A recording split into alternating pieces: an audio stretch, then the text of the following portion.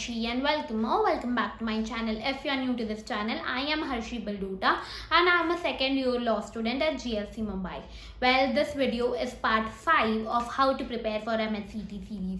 Part 1 is for English, part 2 was for GK, part 3 was for legal, part 4 was for logic, and this part 5 which is for quantitative aptitudes aka maths also.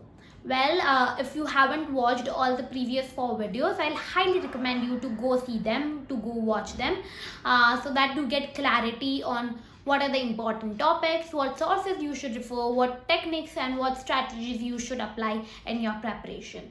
I'll link all of them in the description down below if you want to check them out. Also, if these videos helped you in any way, if this series of 5 videos helped you in your preparation, let me know in the comment section below. And also do not forget to subscribe to this channel so that you get updates about all the other MHCET videos and also videos about GLC, all the other law related videos. Well, the math section in MHCET comes for 10 marks and the time you should be taking to solve this section is around 10 to 12 minutes, not more than that. Well, what are the topics that you should be covering in this section? You should be covering, first of all, very basic like numbers, like the prime, composite, all of those things. The other thing is you should be covering is time, speed and distance, time and work, mixtures and allegations, because these are like the 3 most important topics that will come in MHCET exam. Other than that, about like volume, length, breadth, little bit about perimeters, all like everything basic that you have studied till 12th grade. Well, there's one thing that I will tell you. If you have like started your preparation just now and if you are not very sharp in maths, I will tell you to maybe leave maths. This is the first time I'll ever be telling that, because you are literally a month away from the examination and there are other scoring topics that you should be spending your time preparing in. Well, in the math section, even if you study all of the topics, you still might not know 1 or 2 questions, so you can essentially score only 6 to 8 marks in this section, whereas in other sections, if you properly prepare, you can score more than that. And math section, if you are not sharp in maths, will take a lot of time for you to understand the concepts, to practice questions, etc. Still, but I'll tell you to maybe prepare little bit about it, so that if the question is easy, say if the question is easy in time, speed and distance, and if you know a little bit about the concepts, you can still try to figure out the answers, like not the exact answer, but you can get a guesstimate of it and maybe try to solve it. So that's there.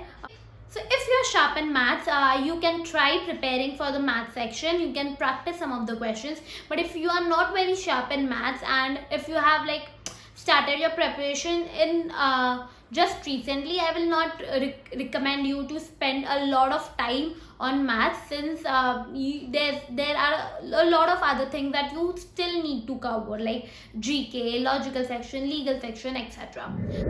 Okay, so now what are the sources that you can study maths from, the quantitative aptitude section from? All the sources I'll mention down in the description. Please check them out for maths. Other than that, the tips for maths is do not spend more than 10 minutes first. Second is, even if you do not know the correct answer, I'll request you to at least try to put a guesstimate to it, try to maybe guess the answer and come near to that, so that even if you cannot find the exact answer, you might get a correct answer if you do the proper guesstimation.